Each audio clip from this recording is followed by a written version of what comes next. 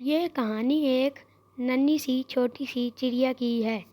ایک دن گڑیا سین میں کھیل رہی تھی کہ اسے ایک آواز آئی، چوں چوں چوں چوں چوں چوں۔ اس نے دیکھا سامنے والی دیوار پر ایک ننھی سی چڑیا بیٹھی تھی، جس کو دیکھ کر لگتا تھا کہ اس کو بھوک لگی ہے۔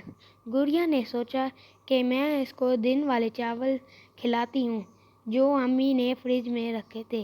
گڑیا نے امی سے کہا، مجھے تھوڑے سے چاول دیں۔ امی نے کہا کہ ابھی تو آپ نے کھانا کھایا ہے، پھر بھوک کیوں لگ گئی؟ گڑیا نے کہا، بس امی آپ مجھے چاولوں کی پلیٹ دیں۔ امی نے پلیٹ دی۔ گڑیا نے خوشی سے کھانے کے لیے سین میں آئی اور خوشی سے بولنے لگی، میں اس چڑیا کو اپنے ہاتھوں سے کھانا دوں گی۔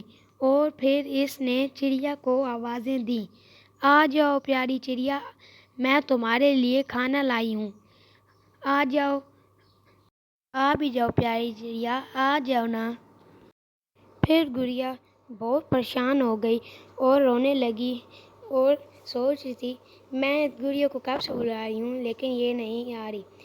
تھوڑی ہی دیر میں امی جان بھی کچن سے آ گئیں اور امی جان نے دیکھا کہ گڑیا کیوں رو رہی ہے، تو امی جان نے سارا ماجرا سمجھ آ گئی اور امی جان نے گڑیا کے کان میں ایک بات بولی اور پلیٹ اٹھا کر دیوار پر رکھ دی اور گڑیا کو اپنے ساتھ کمرے میں لے آئیں اور کمرے میں ادھر بیٹھ گئیں جو کھڑکی سین کی طرف کھلتی ہے اور دیکھنے لگی کہ چڑیا کب کھانا کھائے گی۔